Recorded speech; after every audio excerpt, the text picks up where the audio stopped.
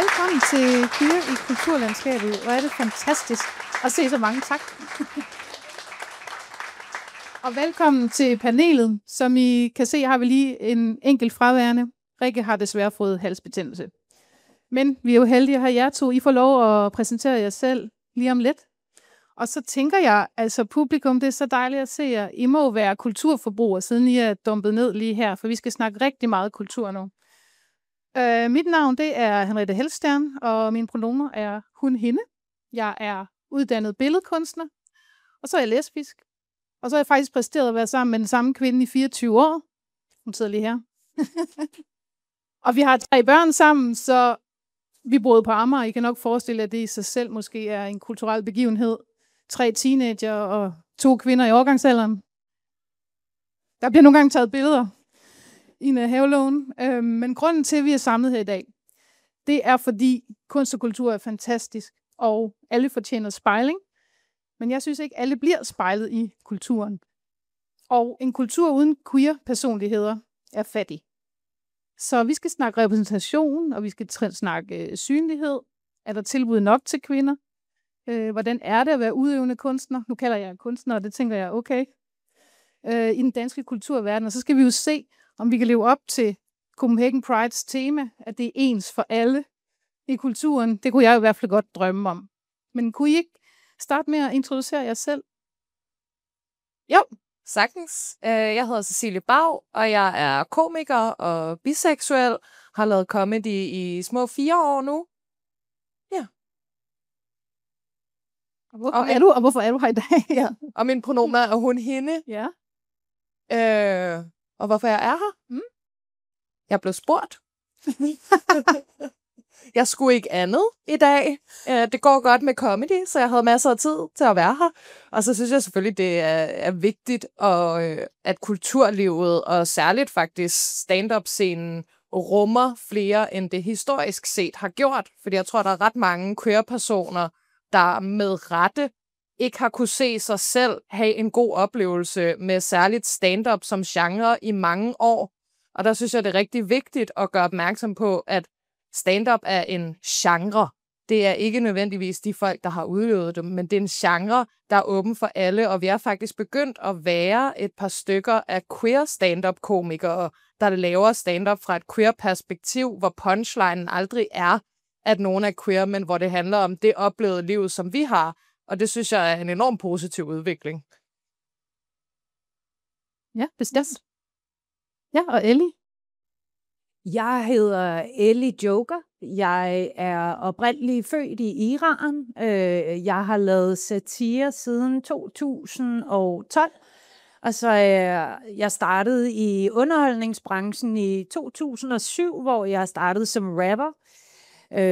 Så jeg har haft sådan en bred spektra fra at være gangsterrapper, troede jeg selv, til at være satiriker på DR. Og så har jeg et program, der hedder Den Lyserøde Taxa, hvor jeg kører med alle mulige mennesker og får deres fortællinger og deres historier. Og det er alle de historier, som de større produktionsselskaber ikke altid ser som en nødvendighed, fordi de siger, at det er en niche. Så jeg har de sidste, siden 2017, lavet Den Lyserøde Taxa og har haft snart over 300 gæster med. Det er mig. Det er fantastisk. Ja. Og jeg er hun, hende, og min seksualitet, plejer jeg at sige, det er, at jeg er til mennesker. Jeg synes, det er vigtigt, at man også kan sige, at jeg er bare til mennesker, uanset køn, religion, etnicitet. Det vil også gå ind under panseksuel, tror jeg, der er nogen, der vil definere det som. Jamen, tak for det. Så for at peppe det lidt op, nu bliver det måske lidt quizagtigt, så har jeg givet det sådan en overskrift, så kalder vi det runder, ikke? Så den her runde, den hedder, hvor spidse er jeres albuer-runden. Ja. Hvordan skaber og finder I plads i jeres brancher, som primært, i hvert fald min branche, er stærkt overrepræsenteret af mænd? Hvordan har I ligesom skabt en platform og en plads i jeres brancher? Det ved jeg ikke, om det er mere dig, der skulle have spidse albuer. Jamen, det ved jeg ikke, jeg spørger. Thank you. Fordi mit indtryk er, at jeg startede på et enormt rart tidspunkt i stand-up-branchen, hvor internt i stand-up-branchen har jeg aldrig nogensinde mødt udfordringer eller modstand på at være kvinde. Stand-up-branchen er meget mere rummelig, end min fordom var udefra. Det er nogle enormt søde mennesker, der er. Folk er virkelig hjælpsomme, sidder og ser hinandens comedy, kommer med noter, vil gerne hjælpe hinanden frem. Og jeg har aldrig nogensinde oplevet, at det skulle være en hindring at være kvinde i branchen. Og det tror jeg, der er en dejlig udvikling inden for de sidste par år. Det er det i hvert fald. Ja. Har du spidset albuer, Ellie? Altså, jeg tror i en branche som både musikbranchen og underholdningsbranchen generelt, er det vigtigt at ture sige fra og til. Jeg er ikke typen, der slår andre ud og siger, at det er mig, der skal have taletiden. Jeg synes, jeg altid har forsøgt at bruge min platform til også at give andre en mulighed og en stemme, som ikke bliver hørt. Men det er jo ligesom alt andet, tror jeg også, at man en gang imellem lige skal skubbe sig frem, for ellers så bliver du jo ikke set eller hørt af tv-selskaberne eller produktionsselskaberne. Så, og på baggrund fik lige en tusse. Ja. Tag noget vand.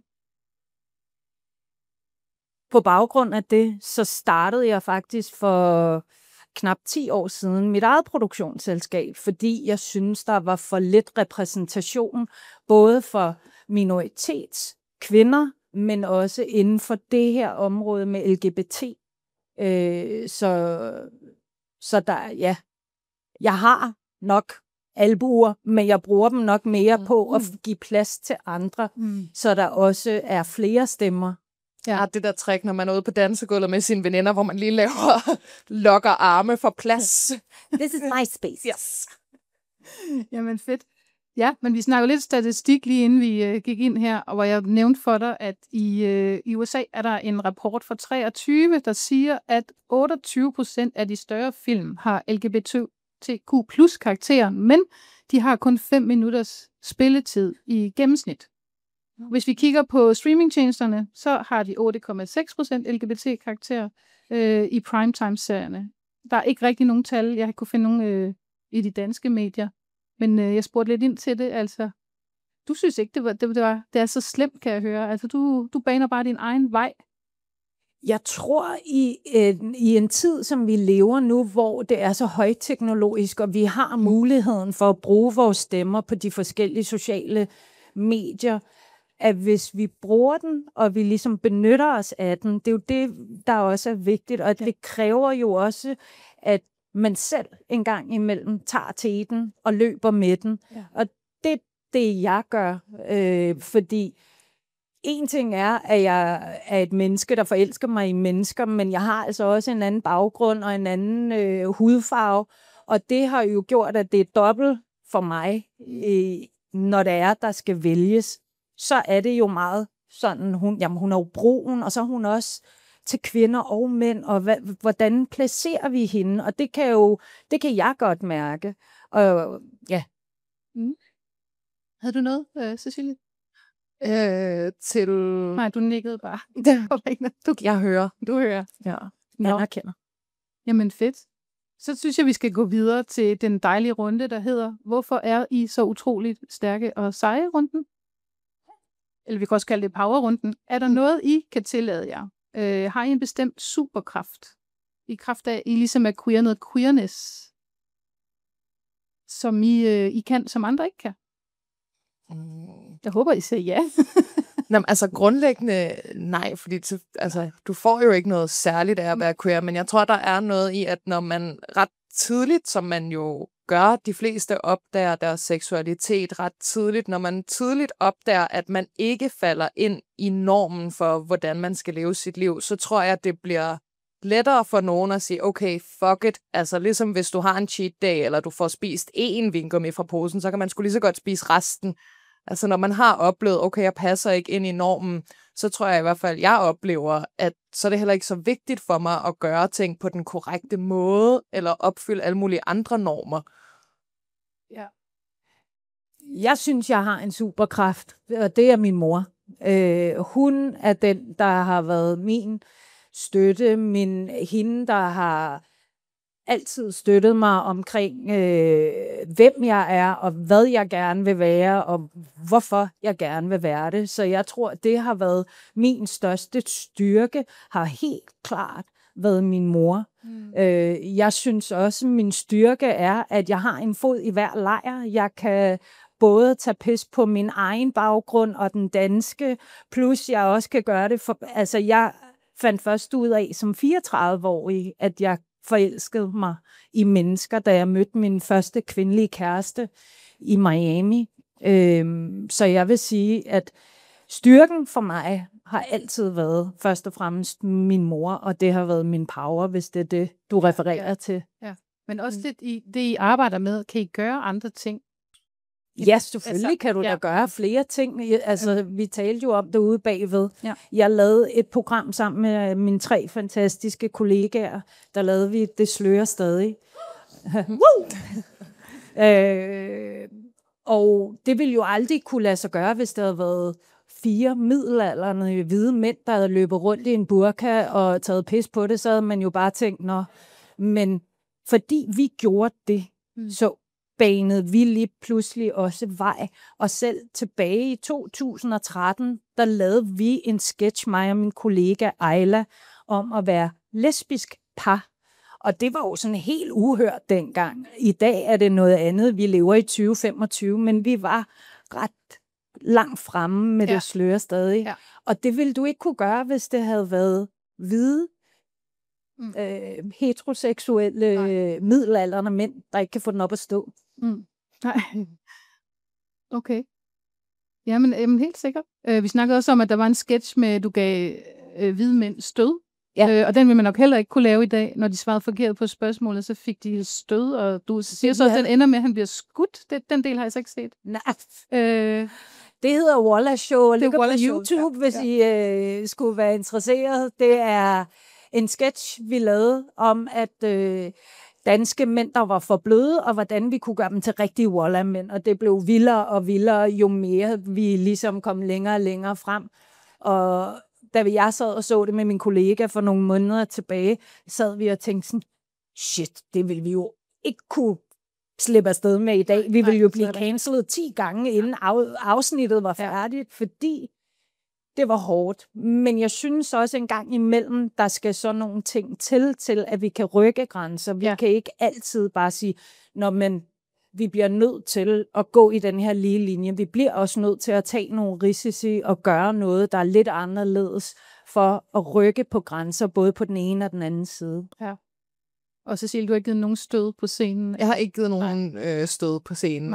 Nej, men jeg er enig i, at man kan mere, fordi det kommer af levet erfaring. Altså selvfølgelig er der en kæmpe forskel på, hvis jeg går på scenen og snakker om at have datet en del transmænd, bliver det en anden oplevelse, end hvis der står en udefra og joker om, hvordan må det vil være at date en, der var trans.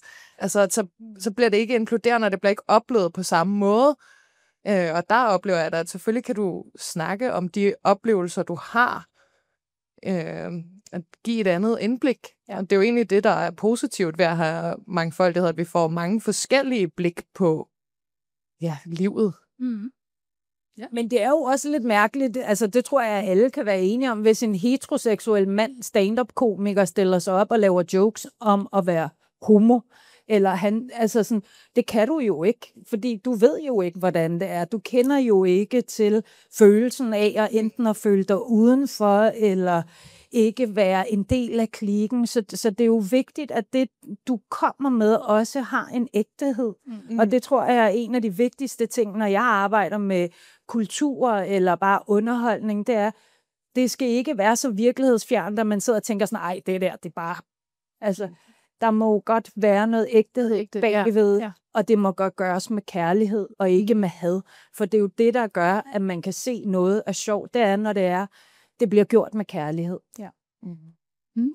Men det ligger meget godt op til min næste runde her. Men jeg troede jo runden, som er sådan en... er I stødt på stereotyper og antagelser i jeres arbejde? Altså, jeg kan lige sige helt personligt, nu er jeg jo... Mit medie er maleri, og jeg har da oplevet flere gange, at folk troede, de gik ind og så en udstilling, som var skabt af en mand. Og jeg har også oplevet, at der var 2, der gik, da de fandt ud af, at det var en kvinde. der havde malet. Så jeg har oplevet mange ting, men har I oplevet noget lignende, hvor man siger, det må være, de antager et eller andet på forhånd? Hvor er det vildt at være fornærmet over, hvem der har malet sit maleri. Hvis man godt kan lide maleriet, det er jo ikke engang noget, hvor du er i kontakt med kunstneren nødvendigvis. Jeg tror, altså nu er det abstrakt ekspressionisme, så det var ligesom, det er jo svært at se, hvad det er. Det er meget følelser, og der var de helt sikre på, at når det er så udad reagerende, som det er, det jeg arbejder med, altså, så må det da være en mand. Mm. Sindssygt. Ja. Har du oplevet noget, Cecilie? Jeg synes egentlig ikke, at jeg møder det. Jeg tror mere, det er de ting, jeg ikke møder, eller de ting, jeg ikke bliver inviteret med til. Fordi altså, det sted, hvor jeg er i stand-up-branchen, der begynder der faktisk at komme rigtig mange kvinder. Altså mit indtryk af sådan upcoming-miljøet er, at vi er næsten en tredjedel kvinder derude. Men det der ligesom er, der er nogle forskellige sådan, trin i stand-up, for at du også kan leve af det og have en økonomi i det. Og det med at komme meget rundt på open mics og på klubberne og sådan noget, så længe vi er internt i miljøet, der er de meget åbne, der bliver ikke skelnet særlig meget til køn.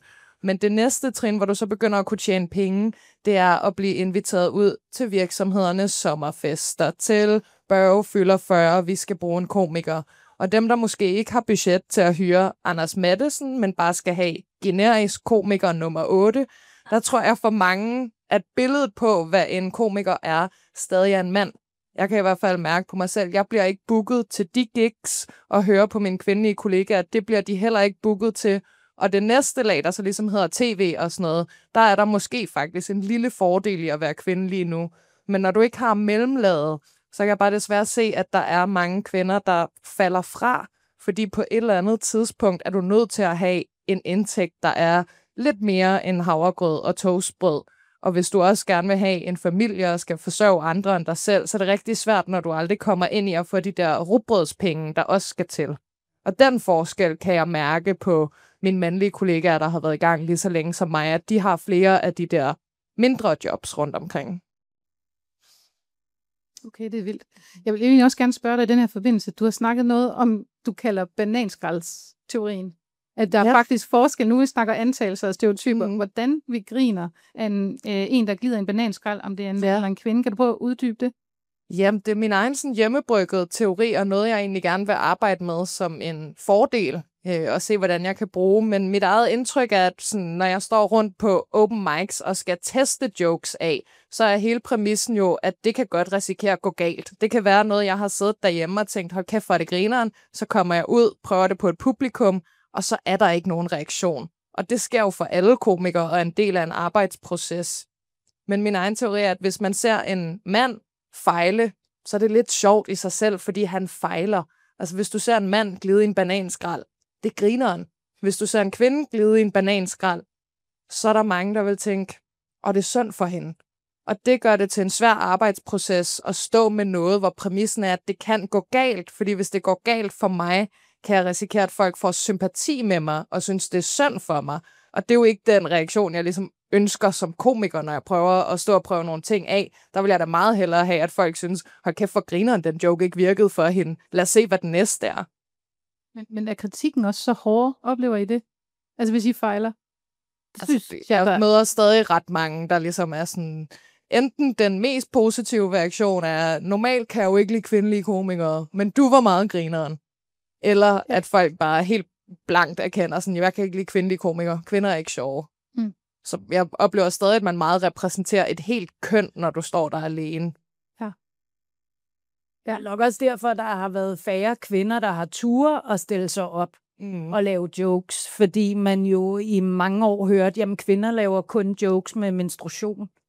Altså, det var sådan nogle menstruation-jokes, mænd følte, at man ligesom talte om, ikke? Om hvor hårdt det var at være enten præmenstruel, eller have det, eller hvad det nu end er, ikke? Og jeg tror, at der er blevet åbnet op for en bredere skare, så det ikke, altså, så man også kan se, jamen bare fordi du er kvinde, det er lidt ligesom at sige, jamen bare fordi du er brun, så taler du kun om brune ting. Og det er jo også forkert, så derfor er det jo også vigtigt at vide, når det er, vi står over for artister, kunstnere, så er det jo individuelle personer hver eneste, altså der repræsenterer sig selv. Ja. Og altså, det er en meget forkælet holdning at have som publikum. Nå, hvis det er menstruation, så kan jeg ikke relatere til det. Nej, men så kunne det være, at du skulle prøve at høre noget i lige 5 minutter, som ikke er din egen oplevelse, og se, hvad du fik ud af det. Præcis. Altså, du behøver jo ikke at kunne relatere en til al kultur, du oplever, for at det er god kultur. Mm. Ja, der er også nogen, der maler med menstruationsblod, skulle jeg hilse at sige. Ja. Det gør jeg ikke, men jeg har givet den en chance, Cecilie. Ja. Jeg plejer hver gang, hvis jeg er i byen, og der er en mand, der siger til mig, normalt kan jeg jo ikke lide kvindelige komikere, så stjæler jeg hans lighter. Det er min egen lille personlige hævn, fordi det gør lige hans aften, det mere nederen, og så føler jeg, at det er retfærdigt gjort, så er der balance i verden igen. Og hvor stor er samling. For jeg altid stjæler lighter. Jeg har så mange lighter nogle gange, så har jeg været i byen. Det er ikke tyveri, det er socialt retfærdigt. Okay, det kan være, du viser samling næste år et sted på pladsen, og måske. Det må vi se. Nå, skal vi hoppe videre til spil noget med Anne Linnet-runden. Den var jo også serveret lidt til Rikke Bronx, hvor jeg ville have hørt lidt ind til, hvad hun egentlig bliver bedt om, men den passer jo også til jer. Fordi er der ligesom nogle vittigheder, som heteroseksuelle ikke forstår? Altså, og hvordan er resonansen? Er der nogle aha-oplevelser? Er det, ja. Hvad mærker I? Altså, jeg ved sgu ikke, om det er så meget af en joke. Jeg tror, en af de ting, som jeg på et tidspunkt gjorde, jeg har arbejdet på Nørrebro, på fritidsklub og social udsatte og så videre. Og der kan jeg huske, at jeg på et tidspunkt fortalte nogle af de her unge omkring homoseksualitet mellem 2 mænd, fordi de var sådan, oh my god, det er bare ulækkert. Og så sagde jeg, jamen ved I, at der er altså noget, der hedder top og bottom. Bare fordi du er mand og godt kan lide mænd, betyder det jo ikke, at du kan have sex med hvem som helst. Så er der noget, der hedder top, og så er der noget, der hedder bottom. Og så kan jeg huske, at der var en af dem, der var sådan, okay, hvis jeg skulle være det, så er jeg helt sikkert top. Ja. Og det synes jeg jo faktisk et eller andet sted startede jo en samtale og fik noget til at sat noget i gang op i hovederne på dem, fordi det var sådan, så skulle de lige pludselig forholde sig til, er du top eller bottom, hvis du var det så. Ja. Og det, som jeg sagde, det er ikke en joke, men det er bare sådan, det er jo også meget formidlingen af det. Hvordan formidler du det? Er det med kærlighed, du gør det? Gør du det med et smil på læben? Eller er det altid sådan fordømmende eller fordomsfuldt, ikke? Ja. Det var ikke en joke. Jeg har sådan set været meget positivt lettet, fordi jeg kan huske i starten som komiker, og sådan blive booket til at skulle rundt i landet, så skulle jeg til Aalborg og Slagelse og Randers og mindre byer end det. Jeg har lige været i Nakskov og optræde, hvor jeg tænkte, shit, så kommer jeg med mit biseksuelle joke om, hvordan det er at være biseksuel, og det kan de nok ikke forstå derude. Og det var min fordom om provinsen, som 100% er blevet gjort til skamme. For jeg oplever faktisk, at uanset hvilken by eller hvilken region af Danmark jeg er i, så har jeg en joke, hvor du er nødt til at vide, hvad aseksualitet er, for at forstå den joke. Og den har virket alle steder. Så jeg har måttet kigge lidt ind af og se, at sådan, jeg havde faktisk nogle fordomme om, at ude i provinsen, der ved man ikke en skid om seksualitet. Men selvfølgelig gør de det, så er det heller ikke et større land, og de fleste ser nyheder. Eller også så griner de bare, fordi de ikke vil udstille, de ikke ved det. Jeg er sådan set ligeglad. Men det har virket, og det er meget positivt overrasket over. Det er da fantastisk at høre. Det er i hvert fald noget andet end det, der foregår på nettet, kunne jeg forstå, du sagde før, ikke? Jo. Altså, der er lidt mindre plads. Surmænd på nettet. Surmænd. Det var størstedelen hed Lars, var det ikke det, vi er enige om? Så inden vi skal have spørgsmål, nu er vi snart ved at være der, så har vi bare en lille kort runde her, jeg kalder krystalkuglerunden. Altså hvis vi lige skal kigge ud i fremtiden, så kunne jeg faktisk godt tænke mig at høre dig, Ellie. Hvis du skal remake en dansk film, men kun med queers, med queer take, hvad skulle det være? Eller en serie? En dansk serie? Olsenbanden. Okay. Det kan ikke være mere perfekt. Altså, kæmpe fan. Ja. Altså, det tror jeg kunne være skide sjovt. Hvem skal vi have i rollerne? Jeg siger ikke Mads Mikkelsen. Nej, jeg synes, der er jo en bred skare af fantastiske skuespillere og skuespillerinder. Der kan man mærke min drømmerolle. Det der endelig at få min lille svejser umbraco-nøgle, som jeg har i mit nøglebund, i spil. Endelig. Ja, men det bliver Olsenbanden. Det bliver for mit vedkommende Olsenbanden. Jeg havde lidt håbet, du svarede Matador, nemlig. Det har jeg sådan en stor drøm om. Prøv at forestille jer. matador med homoseksuelle, biseksuelle, transkønnede. Men Og så står, prøv lige at høre, så står der, Typt. ja, det ved jeg da ikke, så kommer der en heteroseksuel dreng og springer ud og får en hest. Altså, det vil jeg gerne se. Men det vil jeg. Kunne I ikke også tænke jer at se det? No. Jeg kunne godt. Er det for stereotyp? Det kan godt være. Det vil være sjovt. Jeg vil se Det vil det. Heteroseksuelle mænd fortjener også heste. Ja, præcis, når de springer ud. Men hvad så med dig, Cecilie? Hvis du skal ligesom queer en night bare med, hvor du fyrer den helt af med bedste line-up. Altså, jeg synes, Olsenbanden er et godt bud. Jeg tænker, Borgen. Borgen, ja. Ja. Men hvad hvis det var sådan en queer comedy night, hvis du lige skulle plukke nogen ud, du ville have med? Kunne jeg komme din Ja, det tænkte jeg. Altså hvem vi skulle booke til det? Altså udover dig. Ja, okay, Ellie kunne vi booke. Ja. Mig kunne vi booke. Jeg kunne bare opremse dem, der er. For det er nok at tælle. Bjarke Charlie, Markus Munk, Sisse Haugland, Hazel, Signe, Mor. opdragen, Ja, hun laver i hvert fald sådan noget impro, ved. Molly Thornhill. Det tror jeg bliver en god aften. Ja, helt sikkert. Nu er vi også så småt ved at være igennem. Jeg tror også, Jeppe begynder at trippe snart. Der var noget med nogle publikumsspørgsmål, måske. Det er dig, der styrer den, eller hvad, Jeppe? Ja. Jamen, det fungerer bare på håndsoprækning, og så prøver jeg at holde styr på rækkefølgen. Så starter det hernede. Og hvis I mangler en total og nok transkønnet kvinde til en lesbisk Olsenbanden, Egon Olsen, så sig lige til, jeg hedder Laura. Jeg har lavet en queer tv-serie for TV2 før. Eller jeg har været lidt med til at skrive noget manuskriptet og få funding for det. Det hedder Ondt i røven. Ikke kun mig, der lavede den, men you know. Jeg har egentlig lidt et spørgsmål næsten til moderatoren, fordi jeg kunne huske, du nævnte noget med nogle statistikker for 8% LGBT-repræsentation i, altså, og jeg har tænkt meget over, om jeg kunne finde nogle flere statistikker for både sådan i amerikanske medier, og også i danske medier især.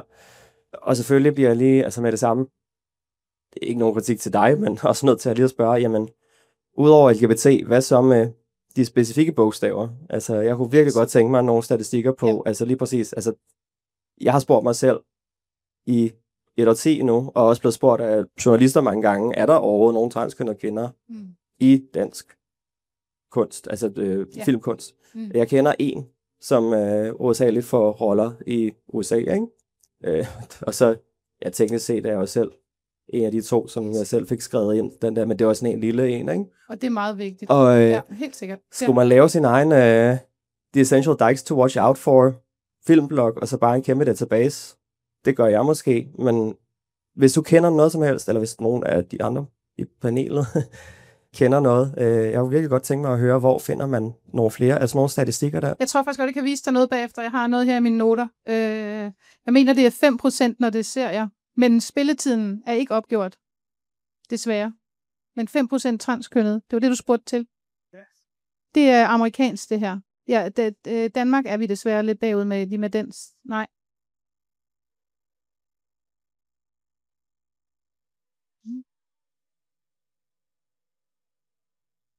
Hej. Hej. Det er lidt en forlængelse af runde 1 i forhold til det der med skarpe albuer og underrepræsentation af LGBTQ i kunst og kultur. Nu har jeg en veninde, jeg har været tæt med i mange år, som er transkønnet kvinde, og jeg har været med på tours og sådan ting i Toronto, og hun begyndte at opleve lige så stille, at des flere penge, der kom i det, des mere blev hun lige pludselig sat rammer for hendes kunst.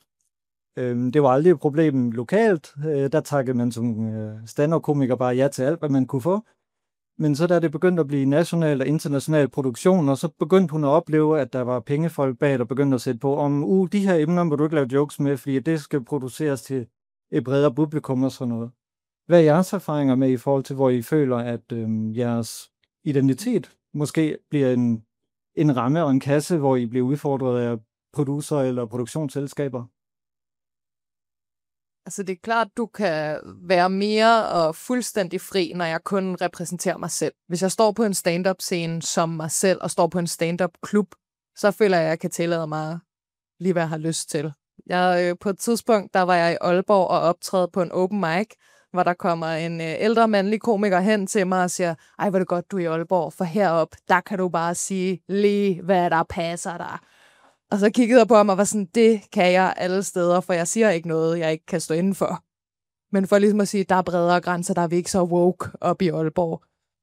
Men det er klart, at hvis du bliver hyret ind og skal repræsentere et brand, at så har det brand ligesom også en vision og nogle guidelines for, hvad de gerne vil have ud. Og så må jeg jo gøre op med mig selv, om det er noget, jeg kan stå inden for, om det er noget, der går på kompromis med mine egne idealer. Det har jeg heldigvis ikke oplevet endnu, at jeg er blevet spurgt om noget, hvor jeg ikke kan stå inden for deres stemme udad til. Men Ellie, vi snakkede også lidt om det her ude bagved, synes jeg. Du snakkede funding. Ja. Undskyld. Ja, vi talte funding, og jeg har en kaffevogn derude, som jeg har lavet sammen med, som jeg har startet op sammen med 2 af mine partnere i det her projekt.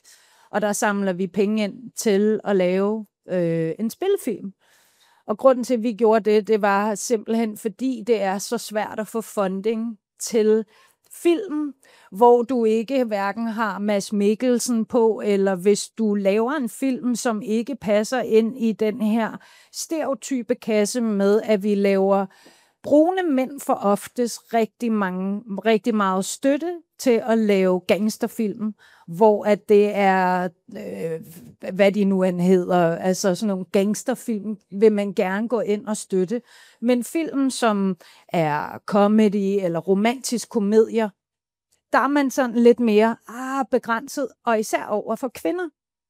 Jeg har ingen statistikker, jeg kan ikke fortælle dig statistikkerne på det, men det er min oplevelse, at kvinder får færre, eller får mindre støtte og funding, fordi at man inden for de her områder tror mere på, at de her gangsterfilm, de sælger bedre i biograferne.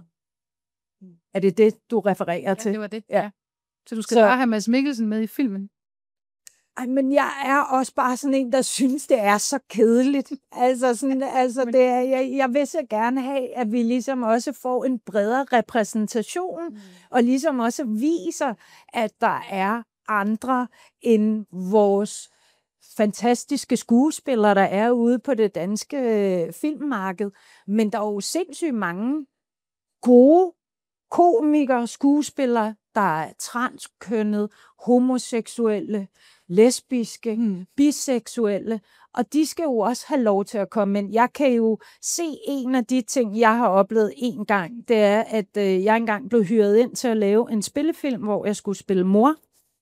Og så lavede jeg i mellemtiden en dokumentarserie, der hedder Hvem fuck er Ellie, hvor man følger min rejse, hvor jeg møder den her kvinde i Miami, og jeg ligesom skal gøre op med mig selv omkring, er jeg til kvinder, er jeg til mænd, hvad er jeg, og i forhold til min baggrund og religion og så videre.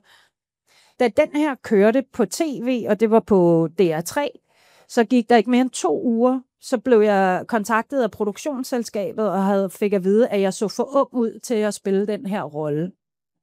Og jeg formoder, at da de havde hyret mig ind i første omgang, så var det fordi, jeg lignede jo mig selv. Jeg havde jo ikke ændret mig.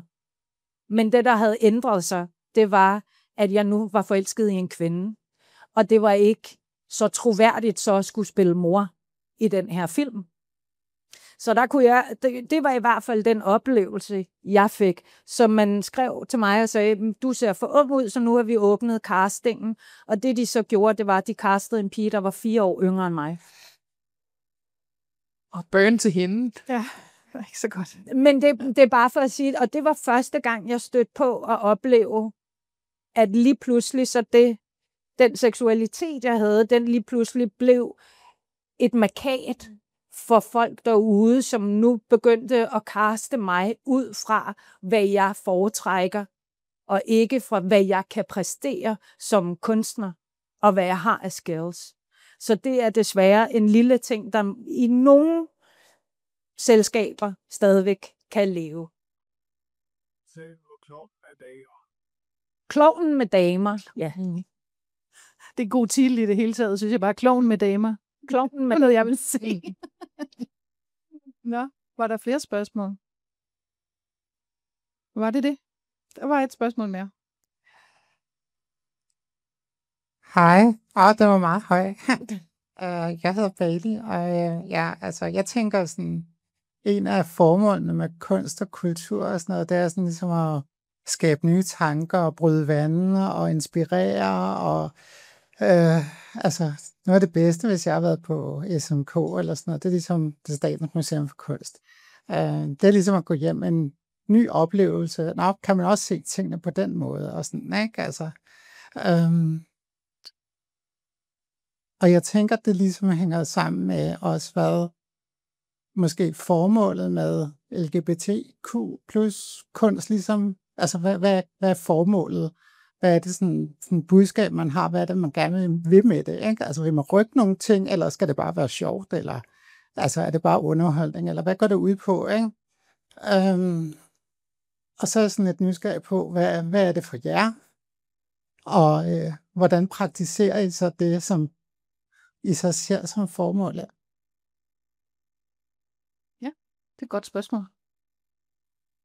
Altså, jeg synes, det er svært at have sådan en sådan overordnet aktivistisk tanke i mit eget virke som stand-up-komiker, men jeg tror egentlig, det har skiftet lidt det seneste års tid, hvor jeg meget har i starten lavet jokes om seksualitet, og ligesom gerne vil ud og snakke om seksualitet, lave jokes om det, til nu at have det jeg laver fremadrettet en lille smule mere subtilt, og ikke gå ind og kommentere på, jeg var på date i sidste uge, hun var altså ikke blæst det op til noget stort, men egentlig bare leve mit liv, og det er sådan noget, jeg kan huske fra jeg selv har været yngre, at have nogen at se op til, egentlig bare se nogen leve deres bedste liv, finde deres måde at være glad på, har været inspirerende for mig.